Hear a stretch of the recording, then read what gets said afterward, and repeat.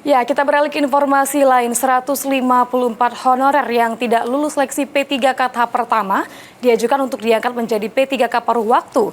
Langkah ini sebagai solusi untuk menanggapi keluhan honorer Pemkot Prabu Mulih yang telah mengabdi puluhan tahun. Untuk diangkat menjadi P3K, mudah-mudahan harapan dari Sebanyak 154 honorer di lingkungan pemerintah Kota Prabu Mulih yang tidak lulus dalam seleksi P3K tahap pertama diajukan untuk diangkat sebagai pegawai paruh waktu. Langkah tersebut merupakan upaya untuk memberikan kejelasan status dan penghasilan kepada honorer yang sudah lama mengabdi, namun belum memperoleh kepastian status kepegawaian. Usulan pengangkatan honorer menjadi pegawai paruh waktu ini masih dalam proses kajian dan koordinasi dengan pihak pusat.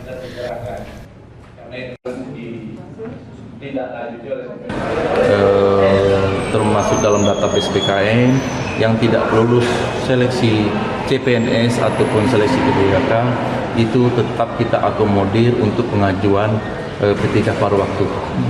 Artinya seluruh PHL yang tidak lulus, yang tidak masuk dalam optimalisasi yang masuk dalam database itu kita ajukan ke ini untuk pengusul mereka untuk menjadi P3K paruh waktu. Sementara itu, Ketua DPRD Kota Prabu Mulih, Denny Victoria, mengatakan DPRD Kota Prabu Mulih telah berkoordinasi dengan Kemenpan RB untuk membahas honorer yang tidak lulus ini. Lanjutnya dari pertemuan kami rombongan PHL yang termasuk di R3, datanya sudah termasuk di database.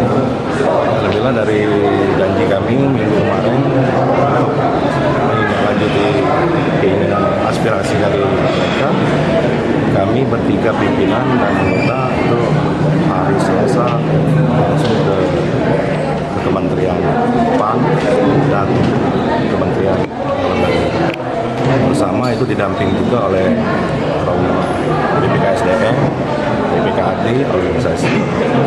Dan alhamdulillah hasilnya berdasarkan Kepmen nomor 16/2025 bahwa R3 yang sudah terdata di database itu wajib diusulkan menjadi P3K paruh waktu oleh BPK ke BKN untuk diangkat menjadi P3K paruh waktu.